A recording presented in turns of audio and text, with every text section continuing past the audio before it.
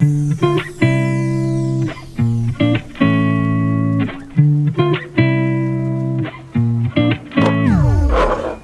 estimated 10 million plastic stools are produced in Vietnam every year, a staggering number for a country of 100 million people. You see them everywhere, from soup stalls to home offices. They're as iconic to the country as conical sun hats and lotus flowers. But why? I've lived in this country 16 years, and it's been 34 years since I first came here. I've never known. Plastic's only been around 150 years. The technology to make these chairs didn't even exist until the 1940s. So how did a few sets of molded plastic become a symbol of a country that dates back 4,000 years? There has to be an answer. There has to be something about Vietnam itself, something about the way people live here that makes these chairs a perfect fit. Let's start with why they're so small. Vietnam's always been a low-sitting culture. Inside the house, a woven mat called chiu laid flat on the floor for eating, sleeping, and ceremonies. Traditionally made from dried reed, woven by hand. In the mountains, people sometimes used bamboo. And this is how it was forever. Meals eaten at ground level, shared plates in the middle, everyone close, face to face. Low sitting wasn't invented, it was just how people lived.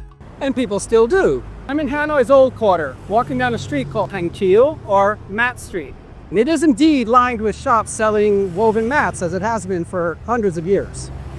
Some are made from natural reed. Most nowadays are made from synthetic threads because they're bright, shiny, and easier to clean. The idea hasn't changed, and these mats, these chiu, are still a big part of modern life. Point is, even as Vietnam cities have grown, the idea of sitting low has always seemed normal. The posture came long before the plastic. Now, sitting on the ground works so long as the ground cooperates, but concrete doesn't. Long before the French arrived, cities like Hanoi already had a vibrant street life. Vendors sold tea, baskets, tools, right on the dirt roads of the old quarter. And of course, people found ways to sit. In open-air markets, some still used mats. Others used low wooden stools, small benches, bamboo platforms. As long as the ground stayed soft, it didn't matter. But when the French came in the late 1800s, the ground literally began to shift. Streets were paved, sidewalks built, concrete replaced dirt. So vendors kept using what they had, but the conditions were different. And as cities grew larger and busier, the old materials didn't work as well. You can see it here at a mid-20th century street stall before plastic. The customers are sitting on low wooden planks, just high enough to stay off the ground. But setups like this brought their own problems. Wood rotted in the rain, crates were heavy to move, and for vendors setting up and packing down every day, it was a lot of work. As Vietnam entered the modern era, the pressures on daily life kept building. World War II nearly collapsed the food system. During the Japanese occupation, rice was seized to supply Japanese troops, leaving much of the country starving. In 1945, Vietnam was hit by a catastrophic famine. As many as 2 million people died. And with food scarce everywhere, most vendors simply had nothing to sell. In the decades that followed, wars and economic disruption kept forcing people back into the street economy, a system where you could operate quickly with whatever you had. After reunification in 1975, Vietnam adopted full central planning. Officially, private vending was banned. But as shortages spread, many families returned to street selling, simply to survive. Now, business licenses were tightly controlled and property could be seized at any time, so there was little reason to invest in anything permanent. This period from the mid-70s to the mid-80s is key to understanding how Vietnam's street economy works even today, and indirectly why we have plastic chairs.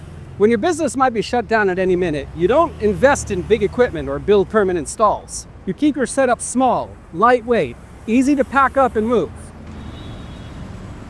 And that psychology, which stems from what people call the Subsidy Era, is still at work even today. Okay, it's the mid-1980s. The state-run economy is breaking down. Shortages are everywhere. So, in 1986, Vietnam makes one of the most important pivots in its modern history, the economic reforms of Doi Moi. Doi Moi reopened private enterprise, and with it, Vietnam's street economy came roaring back to life. And this is where plastic enters the story. Doi Moi didn't just legalize small businesses, it also triggered a wave of domestic manufacturing. For the first time, Vietnam began producing more of its own consumer goods. And as manufacturing scaled up in the late 80s and 90s, factories like Nhue Duy Tân began mass-producing the object that would solve all these street vendors' problems: plastic stools. Lightweight, waterproof, stackable, cheap, and perfectly suited for Vietnam's rapidly growing street economy. Plastic stools didn't just solve seating, it fit into a whole new ecosystem. Motorbikes for transport, portable burners for cooking, folding tables for serving, plastic stools for seating. A complete system that can be set up or packed away in moments, flexible enough to survive both rain and regulation. Over time, the tiny plastic stool became more than just practical. It became visual shorthand for Vietnamese street life itself, instantly recognizable to anyone who's eaten on a Vietnamese sidewalk.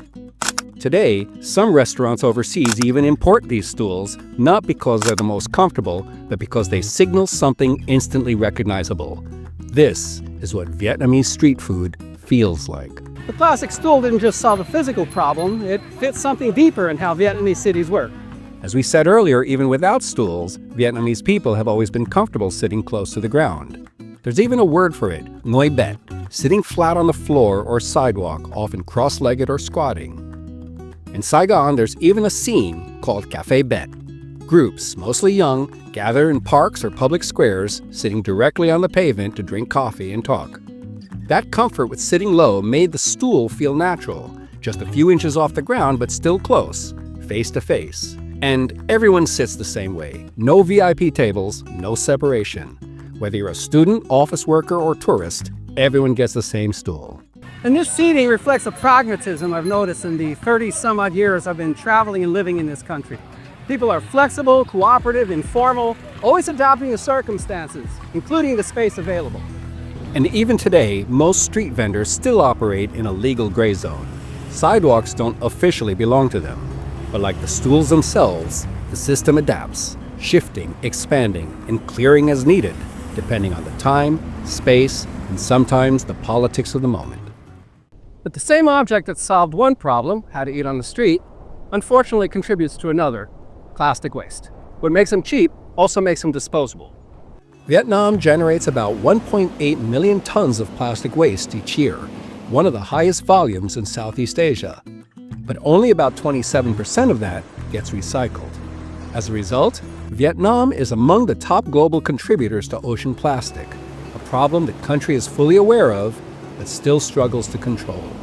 Some broken stools are collected by informal recycling networks, broken down, resold, or shipped abroad. Others get remelted into new stools. But it's still plastic, and it still leaks into waterways, beaches, and open dumps. No one's calling for a ban, yet, but environmental awareness in Vietnam is growing. And as the pressure builds, even plastic chairs may not avoid scrutiny forever. And you can already see some cultural shifts.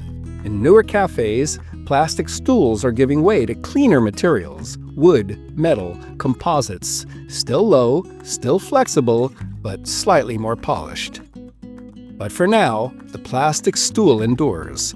Portable, imperfect, but still suited to the fast, shared, negotiated spaces of daily life. The plastic stool didn't survive because it's plastic. Even now, as vendors and businesses begin to swap in different materials, they still sit just a few inches off the ground. That ngoi bet posture, which goes back thousands of years, hasn't really changed. So the stool solves a simple problem, how to seat people in crowded cities. But it's never really been about the stool. It's about the way people gather, close, simple, face to face, in a country that's always making space for people. Always room for one more person to pull up a chair.